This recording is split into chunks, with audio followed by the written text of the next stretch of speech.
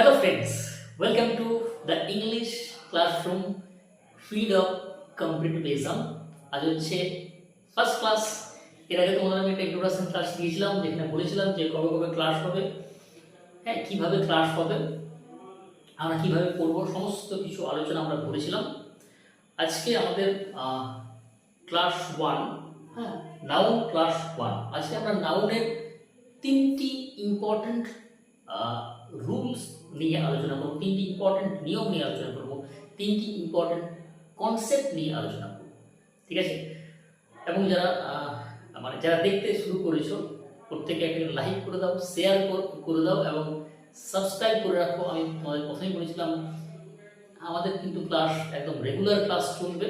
যারা বিভিন্ন চাকরির পরীক্ষার প্রস্তুতি নিচ্ছ, সেটা এসএসসি হোক, পিএসসি হোক, টেট হোক, এসএলএসটি হোক, নার্সিং হোক বা ডিফেন্স লাইনের কোনো হোক, সেটা ডাব্লিউপি, কেপি, এক্সাইজ, জিডি যাই হোক না কেন, যেখানে অবজেক্টিভ ইংলিশ আছে, এই ক্লাসগুলো তোমাদের প্রচুর প্রচুর পরিমাণে হেল্প করবে, ঠিক আছে? চলো, আচ্ছা প্রত্যেকে সাবস্ক্রাইব করে দিও চ্যানেলটাকে, যারা দেখতে শুরু করেছো, আর যারা ফেসবুকে দেখছো ফলো করে রাখো, ঠিক আছে? চলো এখন জায়গায় চলে যাই। দেখো আমরা তিনটি নিয়ম নিয়ে আজকে আলোচনা করব। এখানে তিনটি নিয়ম বা তিনটি কনসেপ্ট এখানে আছে। দেখো আমি কিছু নাও তুলে রেখেছি, ঠিক আছে? এইগুলো প্রথমে আলোচনা করি, দেন আমরা প্রশ্ন আলোচনা করব, যে পরীক্ষায় কিভাবে প্রশ্ন আসে, কিভাবে করব। প্র্যাকটিসটা খুব ইম্পর্টেন্ট। আগে আমরা একটু জেনে নিই, এটা কনসেপ্টটা ক্লিয়ার করে নিই, দেন প্র্যাকটিস করব, ঠিক আছে? দেখো আমাদের ফার্স্ট কনসেপ্ট, দেখো অনেকগুলো নাউন আমি লিখেছি, যেমন ধরো mathematics, physics, economics, politics, news, mumps, measles, rickets, the Arabianites, billiards, athletics। দেখো এর আগে তোমাদের একটু বলি আমি, যে সিঙ্গুলার এবং প্লুরাল এই জিনিসটা একটু বলি, যে সিঙ্গুলার এবং প্লুরাল, তাই না? দেখো সিঙ্গুলার মানে কি, ধরো আমি বললাম এই যে পেন, এটা সিঙ্গুলার। আমি যেই দুটো নিচ্ছি তখন এগুলো পেন্স, মানে ম্যাক্সিমাম নাউনের সঙ্গে এস যুক্ত করে প্লুরাল করা। কি বললাম? ম্যাক্সিমাম নাউনের সাথে এস যুক্ত করে প্লুরাল করা হয়। যেমন ধরো পেন থেকে পেন্স, বুক থেকে বুকস, ক্লাস থেকে ক্লাসেস, স্টোরি থেকে স্টোরিজ, তাই না? তাহলে নাউনের সঙ্গে এস যুক্ত মানে নাউনটা প্লুরাল হয়। এরপর ভালোভাবে লক্ষ্য করো, দেখো প্রত্যেকটি নাউনের সঙ্গে কিন্তু এস যুক্ত আছে, ঠিক আছে? কি যুক্ত আছে? এস। ম্যাথমেটিক্স, দেখো প্রত্যেক নাউনের সঙ্গে এস যুক্ত আছে। দেখো মামস, মিজলস, রিকেটস রোগের নাম, আরবিয়ানাইটস এটা একটা লেখার নাম, বিলিয়ার্ডস এটা খেলার নাম, অ্যাথলেটিক্স, দেখো প্রত্যেকটি নাউনের সঙ্গে এস যুক্ত আছে। তার মানে এই নিয়মটা হচ্ছে যে এই নাউনগুলো গঠনগতভাবে প্লুরাল কিন্তু আসলে সিঙ্গুলার। আমি যদি আরো সহজ করে বলি, তাহলে এই নাউনগুলো দেখতে প্লুরাল, মানে দেখে মনে হচ্ছে প্লুরাল যেহেতু এস যুক্ত আছে, কিন্তু আসলে কিন্তু এই নাউনগুলো সব হচ্ছে কি নাউন? এই নাউনগুলো সব হচ্ছে আমার সিঙ্গুলার নাউন। কি নাউন? Singular noun. যেহেতু সিঙ্গুলার নাউন, তাহলে ভার্বটা হবে সিঙ্গুলার। আমরা পরে আসছি, প্রশ্নে আসি, কোশ্চেন আসছি। আচ্ছা যদি কেউ লিখে নিতে চাও লিখে নিতে পারো, এখন দেখে নাও, পরে ভিডিওটাকে পজ করে লিখে নেবে। আমি কি বললাম? এই নাউনগুলো দেখতে প্লুরাল, মানে গঠনগতভাবে দেখো এস যুক্ত আছে, তাহলে এস যুক্ত মানে কি? সেটা প্লুরাল হয়। তাহলে দেখতে প্লুরাল কিন্তু আসলে সিঙ্গুলার, ফলে এই ভার্বগুলোর পরে কি হয়? সিঙ্গুলার ভার্ব বসে। ক্লিয়ার? এবং এই নাউনগুলো কিন্তু এস নিয়েই হয়, এস ছাড়া কিন্তু হবে না, ঠিক আছে? তো বিলিয়ার্ড মানে কথাটা বিলিয়ার্ডস। ক্লিয়ার? আচ্ছা সেকেন্ড কনসেপ্ট, দেখো এই সেকেন্ড কনসেপ্টটা বা সেকেন্ড রুলটা হচ্ছে এর অপোজিট। দেখো cattle, gentry, peasantry, poultry, clergy, people, folk, children. Children একটা ইম্পর্টেন্ট শব্দ এখানে আসে পরীক্ষায়, চিলড্রেন, ঠিক আছে? দেখো এই নাউনগুলো গঠনগতভাবে সিঙ্গুলার, মানে দেখো দেখে মনে হচ্ছে সিঙ্গুলার, এস যুক্ত নেই, একটা নাউনের সঙ্গে এস নেই, তাহলে দেখে মনে হচ্ছে সিঙ্গুলার। ক্যাটল মানে কি? গবাদি পশু, খুব ইম্পর্টেন্ট পরীক্ষায় আসে। জেন্ট্রি ভদ্র সম্প্রদায়, পিজেন্ট্রি মানে চাষি, poultry, clergy, people, people, folk, children. তাহলে এই সব পিপল মানে কি মানুষজন, অনেকজন মানুষকে পিপল বলা হয়। তাহলে দেখ এই নাউনগুলো সব কিন্তু দেখতে কি সিঙ্গুলার, অর্থাৎ গঠনগতভাবে কি সিঙ্গুলার, কিন্তু আসলে প্লুরাল। তাই এদের পর ভার্ব হবে প্লুরাল। তাহলে এই নাউনগুলো কি নাউন? এইগুলো হচ্ছে আমার প্লুরাল নাউন। তাহলে দুটো কনসেপ্ট ক্লিয়ার হয়ে গেল। দেখো থার্ড কনসেপ্ট খুব ইম্পর্টেন্ট, ফার্নিচার।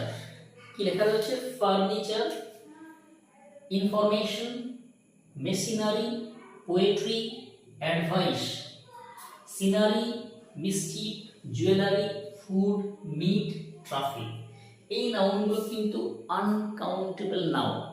দেখো নাউনের অনেক রকম টাইপস আছে, অনেক রকম ভাগ আছে, proper, common, material, collective, abstract. তাছাড়া সমস্ত নাউনকে দুই ভাগে ভাগ করা যায়। একটা কাউন্টেবল মানে যেগুলো গোনা যায় সেগুলো কাউন্টেবল, যেগুলো গোনা যায় না সেগুলো আনকাউন্টেবল নাউন। আমি তোমাদের প্রথমে বলেছিলাম যে এখানে কিন্তু আমরা বেসিকগুলো আলোচনা করব না, এখানে কিন্তু একদম এক্সাম ওরিয়েন্টেড আলোচনা করব।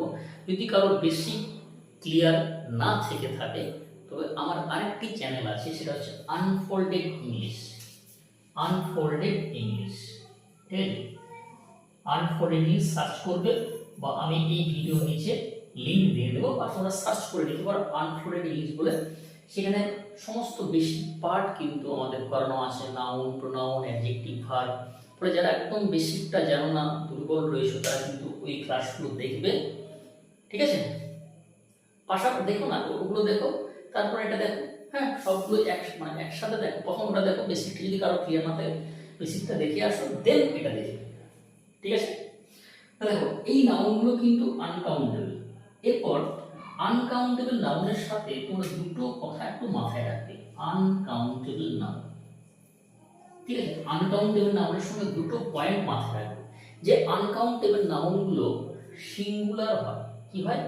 সিঙ্গুলার। সিঙ্গুলার মানে কি? এই ওয়ার্ডগুলোর সঙ্গে কিন্তু কখনো এস যুক্ত হবে না, এগুলো সিঙ্গুলার হয়। কিন্তু কি হয়? সিঙ্গুলার, অর্থাৎ এস যুক্ত হবে না। মানে ফার্নিচারস হবে না, ইনফরমেশনস হবে না, মেশিনারিজ, পোয়েট্রিজ, অ্যাডভাইসেস, সিনারিজ, খুব ইম্পর্টেন্ট, মিস্টিফস, জুয়েলারিজ, এস যুক্ত হবে না, এক নাম্বার। দুই হচ্ছে এদের পর ভার্ব কিন্তু হবে সিঙ্গুলার।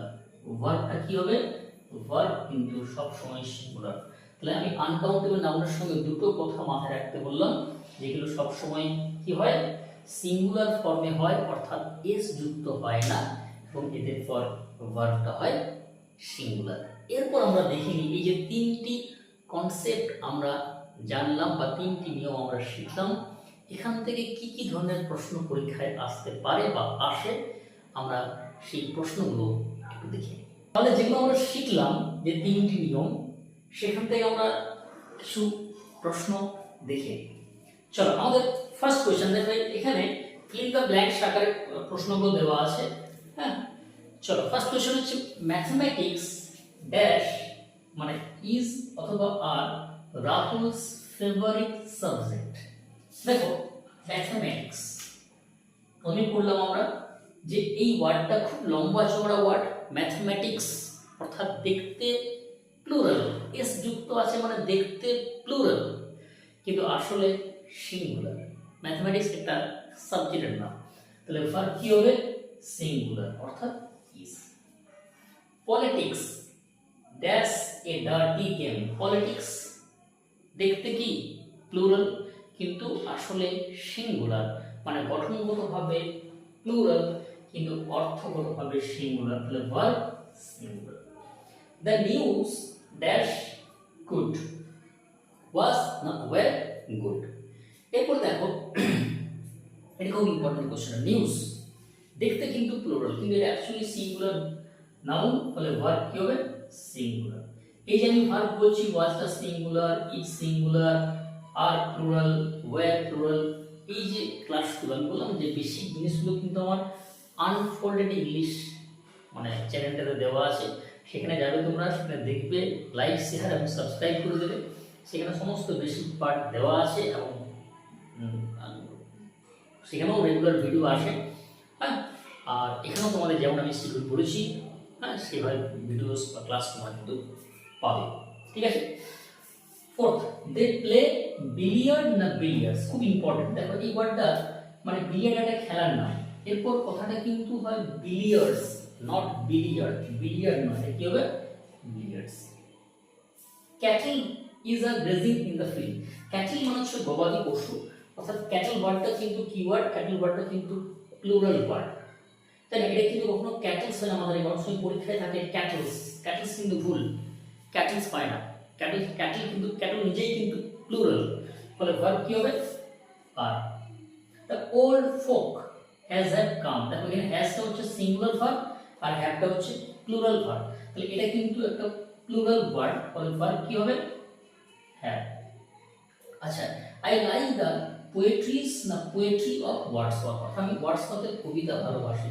দেখো পোয়েট্রি কিন্তু সিঙ্গুলার, বললাম না পোয়েট্রি কিন্তু সিঙ্গুলার, কখনো কিন্তু পোয়েট্রিজ হয় না, পোয়েট্রি কিন্তু uncountable noun, abstract noun poetry, ফলে ভার্ব কি হবে মানে কথাটা কিন্তু পোয়েট্রি হবে, পোয়েট্রিজ নয়। Last question, do you have evidence to prove this case, কথাটা কিন্তু এভিডেন্স নয়, নট এভিডেন্সেস, ঠিক আছে।